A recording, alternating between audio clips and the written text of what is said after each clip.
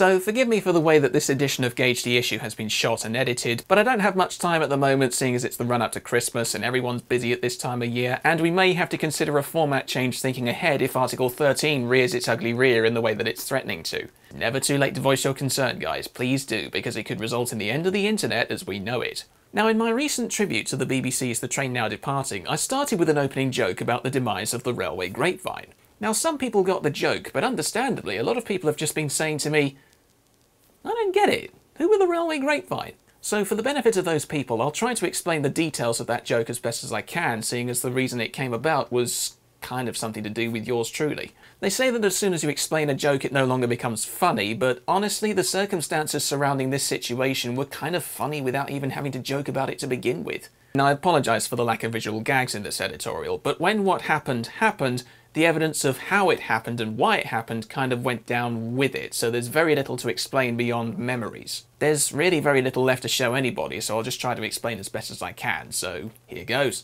To those of you who didn't know, the Railway Grapevine was a satire page based on Facebook who specialised in railway-themed memes. You can think of them as a very low-key imitation of the Bash Mash, but with about 1/10 of the following, no praise of volunteers, photographies and settings like Bash Mash Gold, and a less subtle sense of humour which has had a reputation of crossing the line on more than one occasion. For example, in November 2016, when the Bluebell line closed down for about 4 weeks to do extensive work on the permanent way, the Railway Grapevine posted a meme which featured a shot of the Great Central Railway's 8F at work on the Bluebell during that year's Giants of Steam weekend, with the track very obviously badly photoshopped to indicate that the Bluebell doesn't look after their permanent way.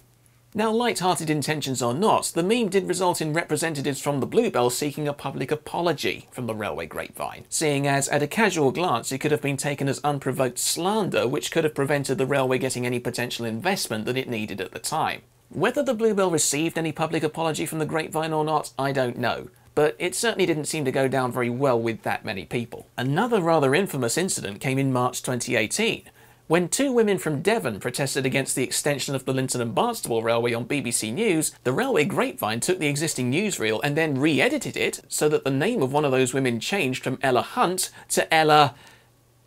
C word that rhymes with Hunt. You can work that one out for yourself. Now, I stand by what I said on my editorial about the matter in hand, that while I don't necessarily agree with Mrs. Grob and Miss Hunt's concerns about the L&B effectively Disneyfying the Exmoor National Park, I do at least respect what they have to say, and I fully enforce their right to have their say and stand by it. After all, if the political landscape from the last few years has taught anybody anything, or at least should have taught anybody anything by now, it's that democracy is not a competition where the losing side is shamed into hiding and is only allowed to come back every couple of years when the winning side decides to call a vote on something.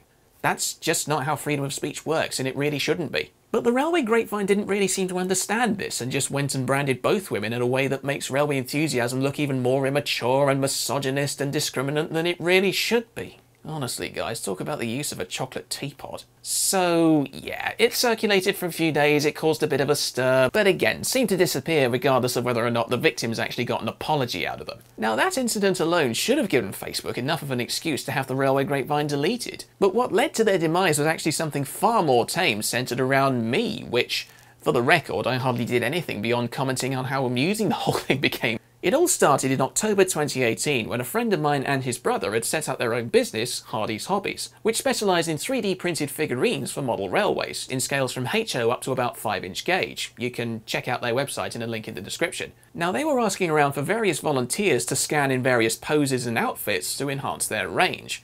I asked if I could help, they asked if I wouldn't mind posing, and so I obliged. I went along and posed in a couple of outfits, one of them being my trademark Steam Locos in Profile one, just for a bit of fun. You can call that ego fuel if you like, I know some people already have, but the fact remains I was just helping a friend out with starting up his own business. I really hope that he does well out of it, he knows what he's doing. Flash forward to November 1st, when the prototype prints of me came back and they looked amazing. I shared the photos with what Andy had sent me via the Steam Locos in Profile Facebook page, and fans seemed pretty interested with the results. Very quickly though, the Railway Grapevine had pinched one of those images and reposted it in a meme with the accompanying caption, "Coming soon to a layout near you. A 3D Wikipedia narrator. Blue tack not included." Okay, so a few points on why that remark is rubbish. One, I don't read Wiki and they had no evidence to prove that I do. 2. The only thing I tend to use Wiki for at all is to obtain royalty-free images for this show, which are licensed either under Creative Commons or the public domain. It just helps to keep you on the right legal side of YouTube's Content ID Autobots or anyone who doesn't quite understand copyright. 3. If it were possible to use one resource alone to get the extensive amount of information that I need, that would make my life so much easier, really it would. I can only dream of a complete and utter history of everything all in one place. But like a cure for cancer, that's just never gonna happen. 4. I fully admit that my work isn't perfect. I make mistakes, I'm happy to cop to them, I'm happy to stand corrected. I realise I've said and done some stupid things that have genuinely upset innocent people who really didn't deserve to be upset. So for those people, I am genuinely sorry, though that doesn't exclude anything I've said about the E2s, because historically speaking they still weren't that great, to be honest, let's face it. In some cases it really was just human error, so again, sorry. But just because I have got some things wrong or mixed up in my time doesn't necessarily mean that those things have stemmed from Wiki. It could be that the author of a book is biased, or that a video came out when there wasn't much to tell about a certain class of engine, or a testimony that's come from one of the many volunteers that I speak to at Heritage Railways up and down the country might have come from someone who didn't even have that much experience to begin with, even though every volunteer I've spoken to over the years seems to know what they're talking about, so I've got no complaints on that front. 5. And I rose this point publicly with the Railway Grapevine in a comment on their meme. If anyone has to cross-reference what I've said against Wiki rather than any number of books, TV shows, magazines, articles, databases, volunteers, and, you know, actual resources that I use all the time, then I think that says rather more about the credibility of the accuser than the accused. Kind of says it all, I'm afraid. Now, much to my interest, when I raised this point in the comment section on the meme, the reaction to my comment was actually a lot better than the reaction to the meme. There were a few people who noticed the meme and expressed their displeasure towards me because they don't like me very much, and to be honest, I'm too bored and too busy to address those people. And even then, the moment you've risen to someone is the moment you've lost the moral high ground. The majority of people who saw it jumped to my defence and had a go at the Railway Grapevine. But I didn't take it too personally because I got the impression that it would just blow over within a couple of days. Like pretty much every meme gets forgotten about after a while. Now, I was away when this whole thing kicked off. I'd gone up to Scotland for a couple of days to see my friend Ryan. We went to attend the Bowness and Kinneil Railways Enthusiast Gala weekend. So I didn't really have much time or energy to think about it and let it bother me. I said my piece, people liked what I said more, and I just thought the whole thing would blow over. But nobody could have predicted that it would blow over without the Railway Grapevine reacting to it like a dying wasp that's trying to sting its prey one last time before it snuffs it. 3 days went by, and you'd think the Railway Grapevine would move on to something else, right?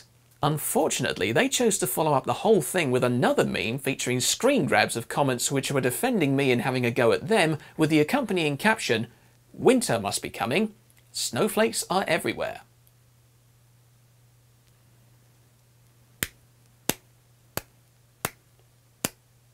Genius. But what's worse for them was they didn't even bother to blur out the names of those whose comments they had screen grabbed. Talk about keeping the keys to the JCB, seriously. I must have been one of the few people who saw this follow-up, seeing as nobody reacted to it. I showed it to my friend Ryan, who was one of the people whose comments they had screen grabbed. He quickly reported it to Facebook as a case of targeted harassment, because it kind of was. Within about 15 minutes of the meme being reported, it had been taken down, and then very soon after that, the Railway Grapevine was nowhere to be seen. I asked around various people through Facebook to see if they could find it, just to make sure it wasn't me having some kind of technical glitch, but surprise, surprise, nobody could find it at all. And even then, half of them didn't know what the Grapevine was, so I guess they couldn't have been that great. Now, whether Facebook deleted the Railway Grapevine or they tanked themselves, I don't know. But considering they vanished without a trace within about half an hour of being reported, the timing seems a bit too convenient to have been an act of self-deletion. So yeah, it's kind of a long story, but one that's strangely fascinating in quite a few ways, seeing as it escalated with little to no help whatsoever from the person they were trying to take down in the first place. Funny that. Look, I'm not trying to go all social justice warrior on anyone's asses, and I know that there's a saying in railway circles that if you can't stand people taking the piss out of you, then you shouldn't be associated with railways at all. But it kind of raises the question, how far is too far? I mean, light-hearted banter between a close-knit circle of friends is one thing, but when you encourage an entire movement to publicly turn on someone you don't like, even if such a person constantly uses ill health, poverty and a lack of employment to spread nothing except misinformed cynicism and criticism throughout the movement, it's kind of difficult to say who retains the moral high ground when someone gets victimised, especially if the resulting attack is completely unprovoked. I'm unaware of how the Bash Mash responds to their critics, but from what I've seen, they've got a long way to go before they stoop to the level of publicly branding their critics as snowflakes. I'll say that I didn't take the thing personally and was happy just to let it slide, but to those of you who jumped to my defence, you really didn't have to, but thanks. Don't ever stop being awesome. I'm only sorry that some of you ended up getting caught in the crossfire.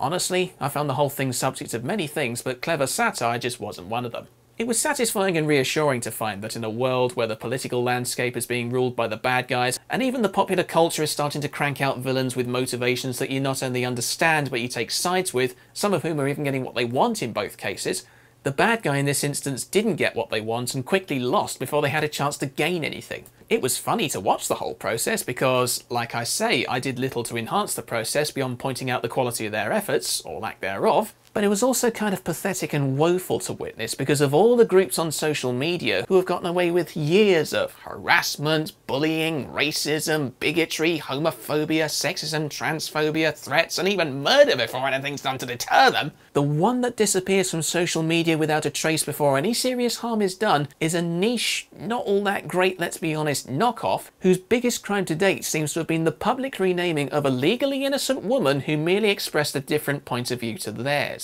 And even then, the event that triggers their demise was little beyond poking fun at an independent filmmaker on YouTube who's not even that famous to begin with. See, Grapevine? I'm perfectly capable of putting myself down, thank you very much. And I do a much better job of it. So, thus concludes the tale. You could say future rumours won't be heard through the grapevine.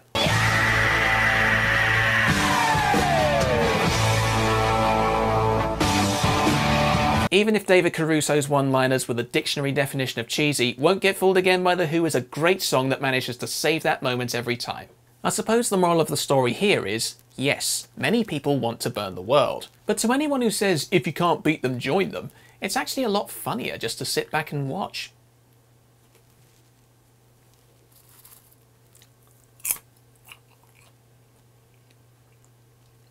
I'm Chris, and I'm here to watch the world burn.